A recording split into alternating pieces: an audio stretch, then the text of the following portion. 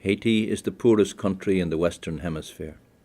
80% of its 9 million people have been living below the poverty line for generations.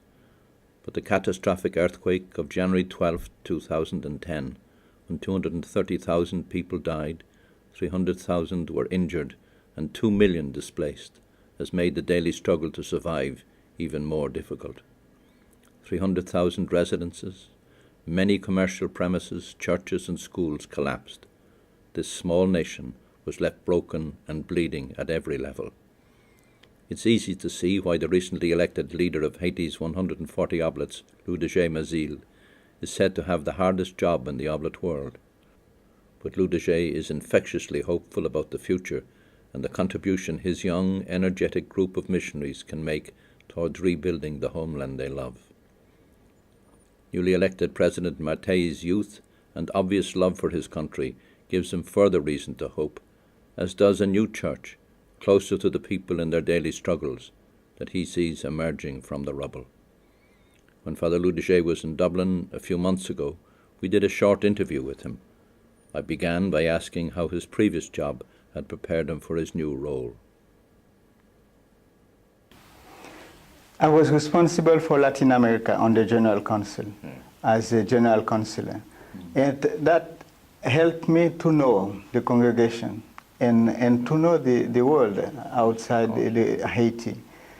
And now as the new provincial, I am taking advantage of all of this background, the contact with the international world to serve better the mission in Haiti. And I know better how it works, the mission outside. Yes. Okay. And I try to share with the Oblates in Haiti this knowledge of the mission outside the country, and also to be realistic. You probably have the hardest job in the congregation at the moment. How do you see Haiti just now?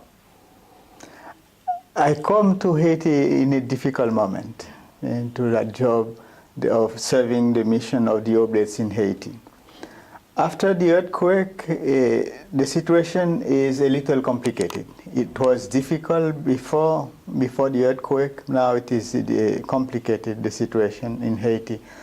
But there is hope. There is hope that comes from the people itself. The people wants to leave behind that difficult situation.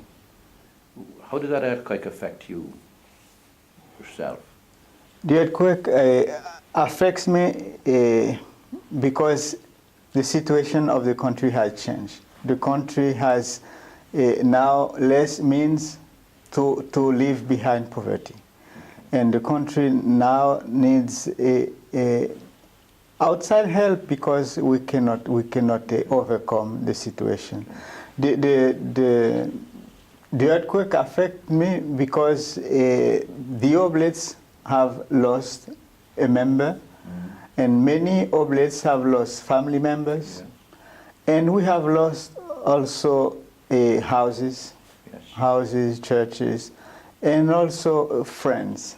And also you yourself friends. Lost I have family? Lost two nephews, in the earthquake. And we have tried to accompany the people in our parishes and in their difficulty, out of our lack of means, we try to help. The help from outside has been very welcome by the people, and because the people needed when it came, the help. And now we look forward to rebuild the country. And how many Oblates are down there? We are 147 Oblates, and 9 brothers, and 41 scholastics, Right. and 96 fathers working in the field. So that's a great potential resource for your own people in Haiti. Yes, we are working in 22 parishes. Good. And in all parishes we have schools. We have 105 schools, primary schools, 12 secondary schools, And also we have 2 centers to train leaders and to help single mothers and sick and old people. And we are trying to put our means at the disposal of people. Right. And orphanages? We have 2 orphanages and 2 houses for old people and one leprosy clinic. And you're here in Ireland to look at strategy and help and looking at strategy to better organize our resources. And if we have a good strategy, we will know where to go and not to lose the road and our means. Yes, but there's a tremendous resource. You've got all those oblates, including those 41 young scholastics, and your province as a whole is a young province, not like ours. And they have great energy, you know, all the things you're doing. As in many countries, there was a flight to the city, particularly Port-au-Prince, They went there, and that their own community was at the loss of those young people. So what you're saying now, if we can put a school in the local place, from the place from which they fled, it's an incentive for them to stay back home, as it were. It's an incentive because some of them were going to Port-au-Prince looking for job and for school. And the challenge for us, beyond the schools, is job. Offering them a job to stay, because after school they need work. They need work, and it is the next step for us now. And how do you see yourselves creating jobs? And we have created over the last years some cooperatives. Good.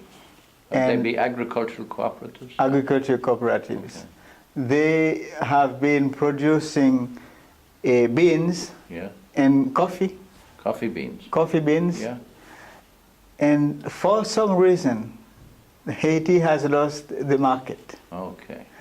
And they stopped producing because they don't have a market for the coffee. Okay.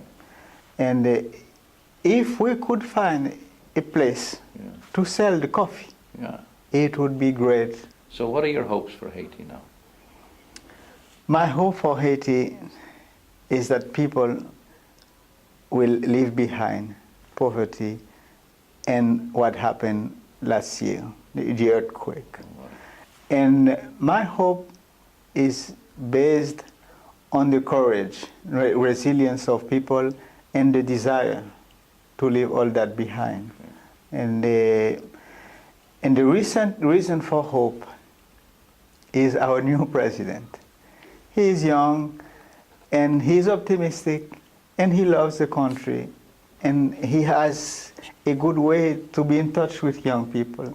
And we hope that all that will serve the country and to make a step ahead. Okay.